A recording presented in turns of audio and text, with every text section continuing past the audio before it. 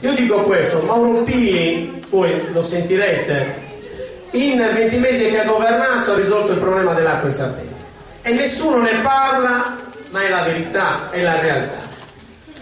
Mauro Pili ha governato 20 mesi e è riuscito a concludere la Basanta Olbia e andiamo tranquilli, si arriva prima tutte le stradine interne che dovevamo fare, nessuno ne parla, ma l'ha fatto Mauro Pili.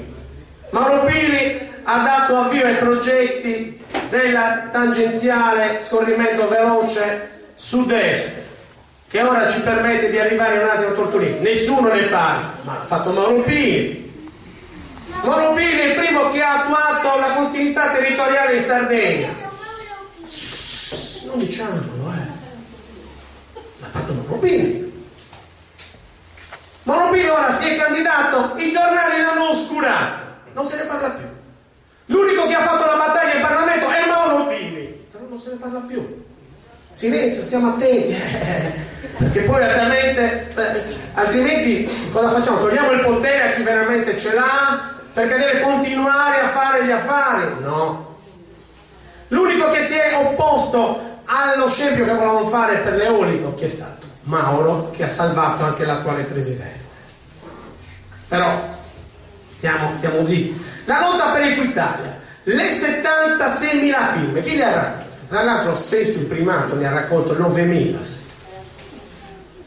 Ci vogliamo dimenticare le cose? Abbiamo la memoria corta? No, ricordiamo. Questo è importante. Io qua vedo tante persone che ringrazio per essere qua, di diverse età. Allora, noi abbiamo un problema grosso, veramente grave, signore. Abbiamo il problema degli estremi. Tanto il problema del lavoro non parliamo, è inutile che diciamo il lavoro, cioè qua sono in parte l'economia in una realtà come quella di Sesto, se non riparte l'economia soprattutto quella edile. Io qua vedo degli imprenditori edili che veramente lavorano e che fanno qualità, che non fanno gli affaristi, fanno qualità, questo bisogna dirlo. Allora, però il processo per l'elotizzazione, per sveltire l'azione della ripresa economica non c'è.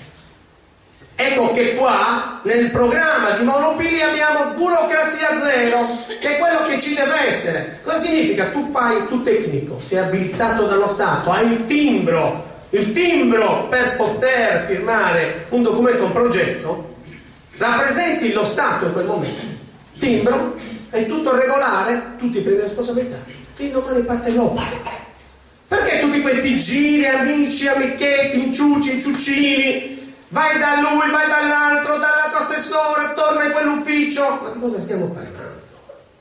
Ma bisogna smetterla, siamo qua per vivere, la vita ha un valore, ma la vita è breve, tempus fugit, vita brevis. Se noi la dedichiamo a perdere tempo, a fare lungaggini, non funziona, non ce la godiamo, non possiamo viverla. Diciamo il problema degli estremi. I giovani, abbiamo i teenager, cosa fanno? Perché è chiaro, poi diciamo, quella si sta ubriacando, quella sta fumando, quella sta spinellando. L'anziano, l'ha tagato a un motto. Dopo 5 mesi. Signore, ma ci rendiamo conto come siamo diventati? Però tutti si riempiono la bocca. Uno arriva a 80 anni, cioè solo, perché i figli sì, possono andare avanti, però purtroppo devono anche loro vivere, diventa una croce poi. Ma non deve essere una croce, deve essere la comunità che si organizza, perché la comunità sempre più anziana che si organizza e che può comunque dare supporto e trovare le condizioni per far vivere tutti in maniera degna, dignitosa. Quindi pensare ai ragazzi come input aggregativo serio, non il centro di aggregazione, il centro sociale, una stanzicella. Cioè noi dobbiamo pensare a star bene, a creare condizioni e precondizioni per vivere.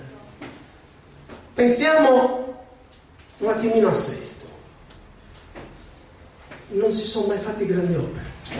Sesto è una cittadina di 22.000 abitanti, mai le grandi infrastrutture, eppure abbiamo avuto i parlamentari, i regionali più volte, mai le infrastrutture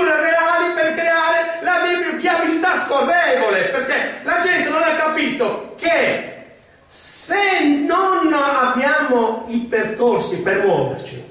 Noi siamo schiavi degli attraversamenti a raso, schiavi del traffico, e quella è vita persa, Signore. Ve lo assicuro che è vita persa.